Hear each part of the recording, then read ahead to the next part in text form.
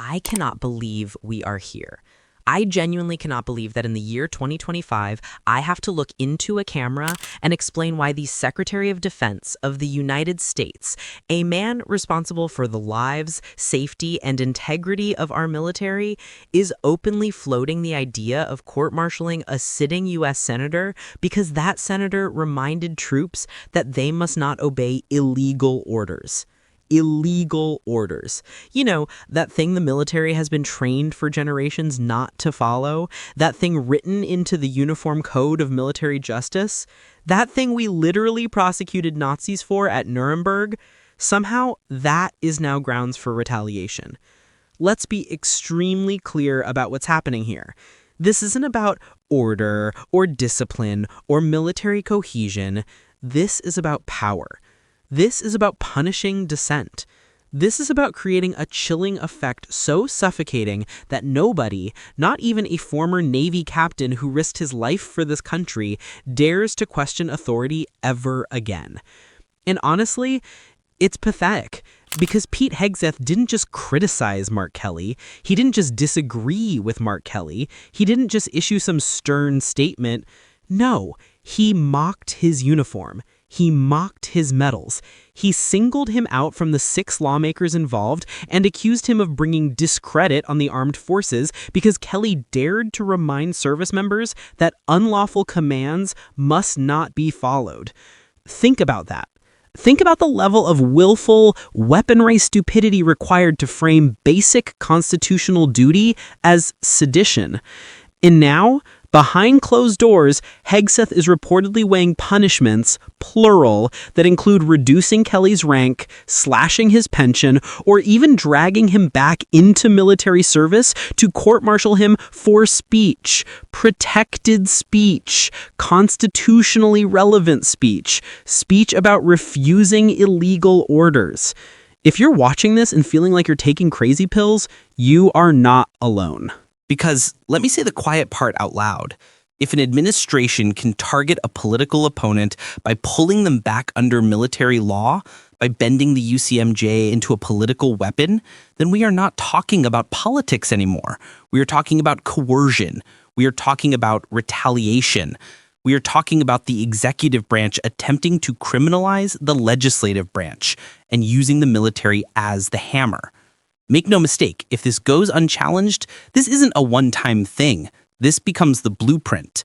But before we get to the blueprint, before we get to the long-term implications, we need to break down exactly what is happening right now. Because once you put aside the noise, once you scrape away the political theater, once you look at the facts and the law, this entire situation collapses under its own absurdity.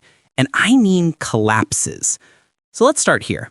The only reason Hegseth can even pretend to have jurisdiction over Mark Kelly is because Kelly is a retired Navy captain with a pension. That's it. Under Article 2A.4 of the UCMJ, retirees receiving pensions technically remain subject to military law. Is the statute outdated? Yes. Is it rarely enforced? Yes. Is it meant to be used as a political weapon against senators? Absolutely not. Let that sink in. The administration is leaning on a technicality that exists for a handful of edge cases, usually violent crimes overseas, and stretching it all the way into political punishment for speech. They are taking a law meant to maintain discipline within the ranks and contorting it into a tool to silence a political enemy. And the worst part, they're not even hiding it. Because Hegseth didn't stop at legal maneuvering. He went on social media, on camera, and prejudged Kelly's guilt. Called him seditious, called him reckless, declared that his conduct will be addressed appropriately. That is not analysis. That is not commentary. That is not oversight. That is unlawful command influence, the #1 poison pill of the military justice system. The one thing that instantly taints any prosecution. Here's the reality that Hegseth doesn't want you to see. When the Secretary of Defense publicly announces that someone deserves punishment, every officer under him becomes compromised. Every potential convening authority becomes suspect. Every potential judge becomes conflicted. Why? Because they all work for him. They all fall under the same chain of command. He has, in effect, already predetermined the outcome. That alone would normally blow up any case before it even starts. That alone would get thrown out by any military judge worth their badge. But instead of pulling back, instead of showing basic adherence to due process, Hegseth doubled down. He didn't just criticize Kelly's message, he went after his uniform. Think about how ridiculous that is. A Secretary of Defense attacking a decorated Navy captain's uniform because he doesn't like what he said about illegal orders. That's not an argument. That's insecurity masquerading as authority. That's a man who knows his legal footing is flimsy, so he resorts to personal humiliation instead. And again, this isn't a slip-up. It's not an accident. It's not spontaneous outrage. It's deliberate. The goal is to delegitimize Mark Kelly before any legal proceeding even begins. It's trial by public intimidation conducted by the person who controls the entire chain of command. And it gets worse.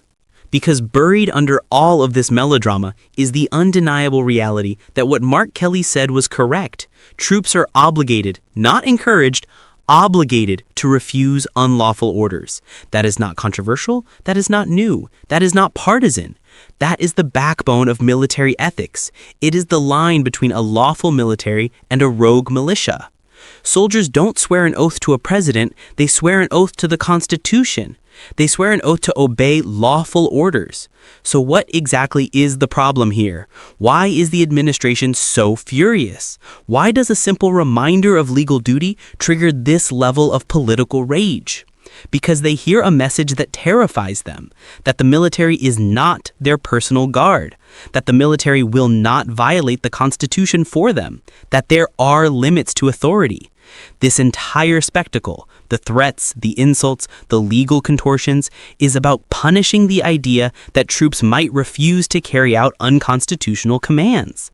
That is the real threat they're trying to crush. And here's where the hypocrisy burns hottest. The same people screaming "follow orders" are the ones who spent years insisting that the military should override the chain of command if it meant staying loyal to their political hero. They're the same people who were silent when generals were attacked as traitors for following the law. But suddenly now they care about discipline? Now they care about obedience? Give me a break. The selective outrage isn't just obvious, it's insulting. And all of this brings us to the core question. How does Hegseth plan to prosecute a senator when he has already contaminated the entire command structure? The answer is simple. He can't. Not legally, not ethically, not constitutionally. The only theoretical option would be the president himself acting as the convening authority, a scenario so politically radioactive that it would detonate every separation of powers alarm in the building. And yet, they're still threatening it. They are still holding the possibility in the air like a weapon, because the point isn't to win, the point is to intimidate. The point is to demonstrate dominance. The point is to create a precedent that if you cross us, if you challenge us, if you dare to assert that illegal orders must not be followed, you will be made an example of. This is how authoritarian systems are built, not all at once, not with a single dramatic event, but through a series of small coercions that one by one normalize the idea that the executive branch can punish dissent with legal tools that were never meant to be used this way. And that is where the real danger lies. Because if a senator, a decorated Navy captain, can be threatened with court-martial for stating on camera what is literally written into military law, what message does that send to lower-ranking service members? What message does that send to whistleblowers, to inspectors general, to anyone who refuses to fall in line when asked to break the rules? It tells them, speak up and we will ruin you. That's the point. That's the goal. And that's only the beginning. In fact, there is not a single modern precedent for recalling a retiree for speech, much less recalling a sitting lawmaker. Not one. Because the idea is so fundamentally at odds with basic democratic norms that previous administrations, Republican or Democratic, wouldn't even consider it. The risk of politicizing the military justice system is too great. The danger of the executive branch targeting members of Congress is too explosive. The constitutional questions are too overwhelming. And yet, here we are. And here's where we need to address the elephant in the room: unlawful command influence. UCI is known in military law as the, quote, mortal enemy of military justice. It is the one thing that instantly undermines every case it touches. UCI happens when a commander, and yes, the Secretary of Defense is the commander of everyone in the Pentagon, publicly expresses a desired outcome in a case, thereby poisoning the impartiality of the officers below him. Hegseth calling Kelly seditious, accusing him of, quote, discrediting the armed forces, promising that Kelly's conduct will, quote, be addressed appropriately, that's textbook unlawful command influence. It's not subtle, it's not implied, it's explicit. And every military judge in the country knows it. These aren't my words. These are the words of former military judge advocates who issued a rare joint statement condemning the entire process. They said the effort is legally baseless, partisan in nature, and compromised by unlawful command influence. They went further. They stated that every potential convening authority in the entire Department of Defense is now disqualified except possibly the president himself. So let's pause.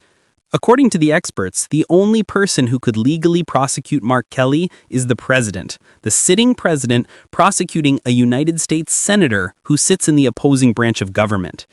If that doesn't sound like the exact scenario the founders tried to prevent, I don't know what does. And this is where the hypocrisy truly detonates, because the same political faction that spent years howling about weaponized government, that claimed the Justice Department was being used against political enemies, that insisted the deep state was out to get their guy, those same people are now totally fine with the executive branch dragging a senator into military court for saying the military must follow the law.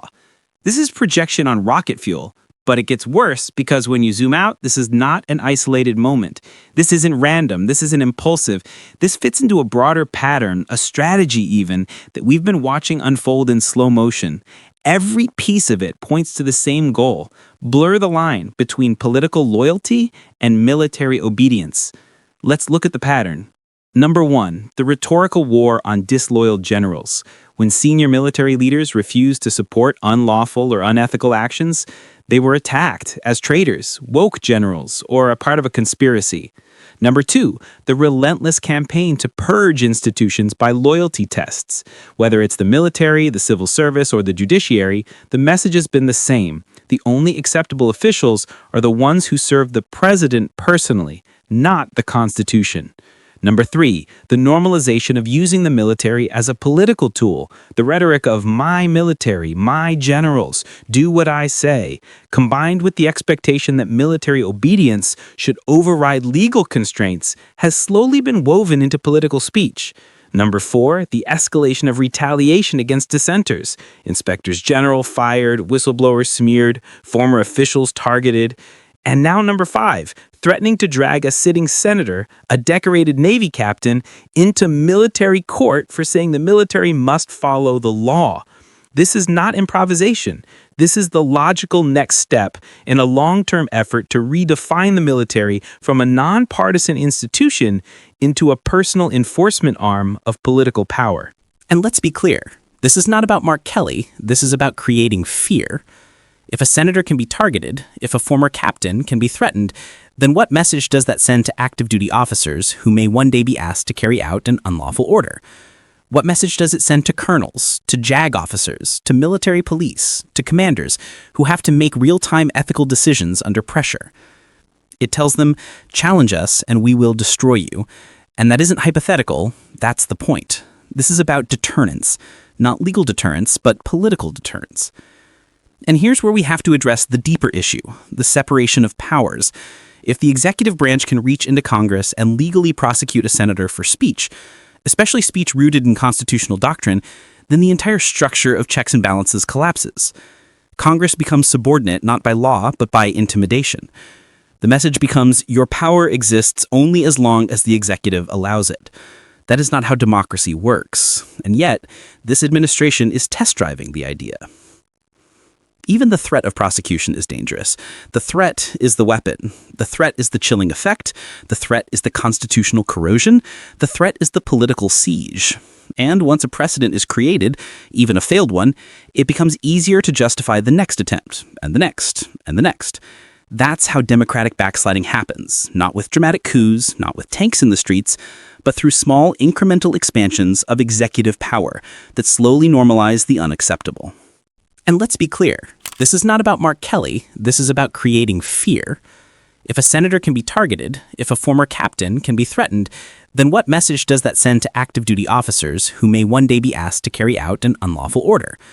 What message does it send to colonels, to JAG officers, to military police, to commanders who have to make real-time ethical decisions under pressure?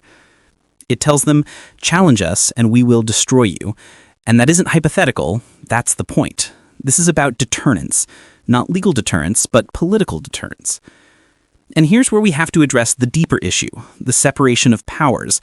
If the executive branch can reach into Congress and legally prosecute a senator for speech, especially speech rooted in constitutional doctrine, then the entire structure of checks and balances collapses.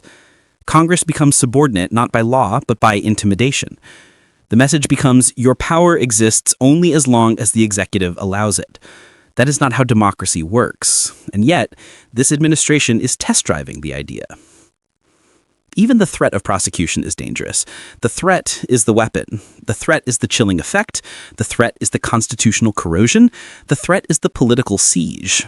And once a precedent is created, even a failed one, it becomes easier to justify the next attempt, and the next, and the next. That's how democratic backsliding happens, not with dramatic coups, not with tanks in the streets, but through small incremental expansions of executive power that slowly normalize the unacceptable.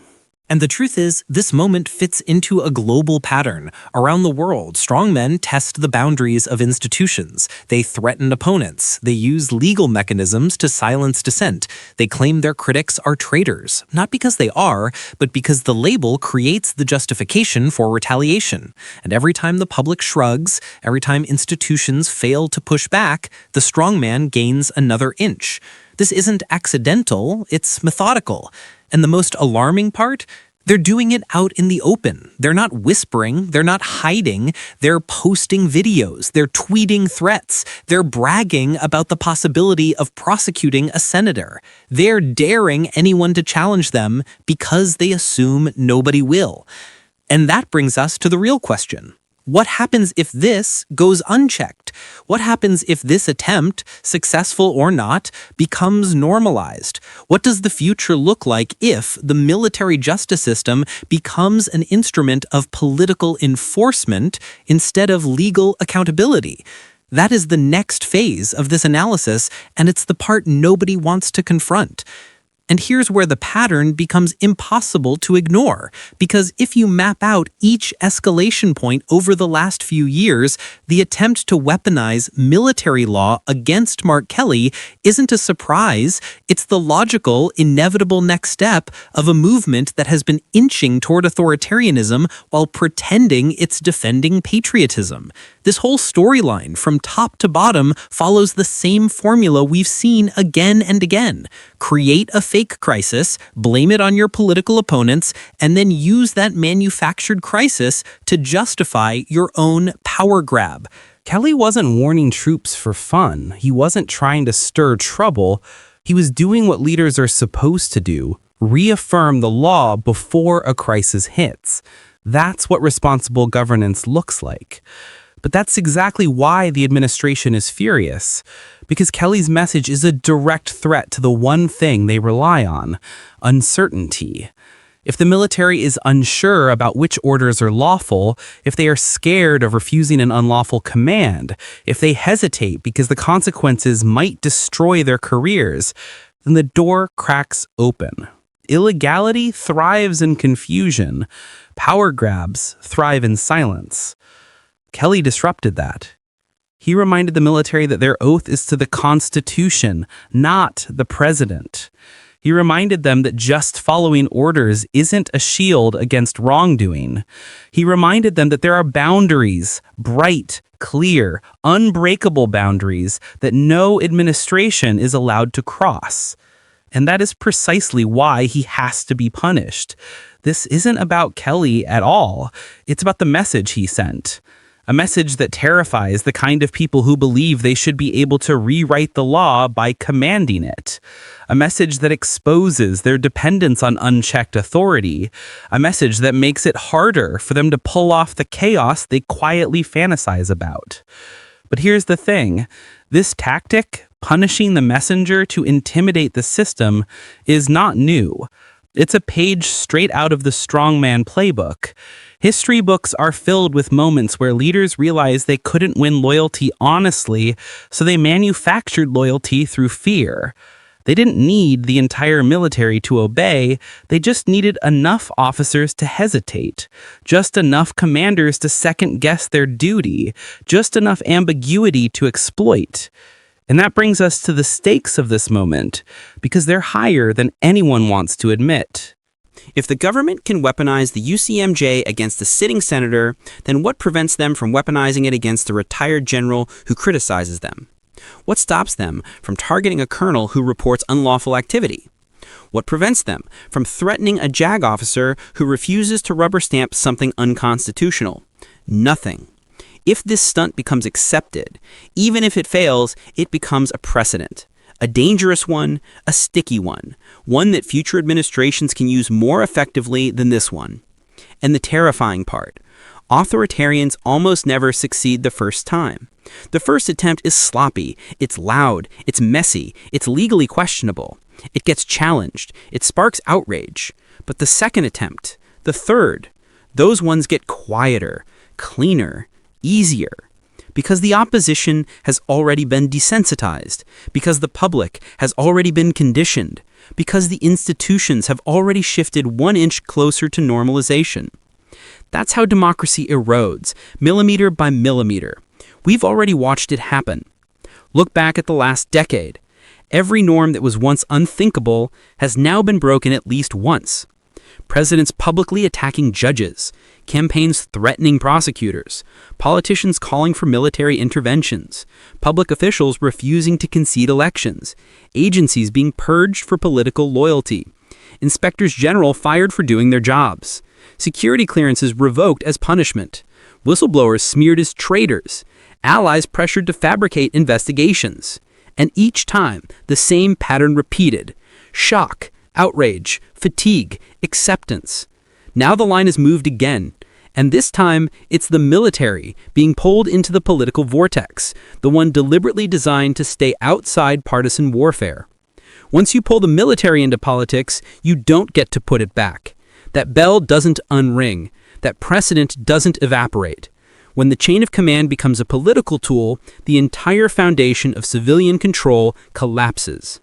And if that sounds dramatic, let me remind you of something. No democracy on earth has survived the political weaponization of its military without catastrophic consequences. None. Not one. Latin America tried it. Dictatorships. Eastern Europe tried it. Authoritarian consolidation. South Asia tried it. Coups and counter-coups. The Middle East tried it. Decades of military rule. America is not magically immune to the forces that destroyed other democracies. We're already flirting with them. And the biggest warning sign?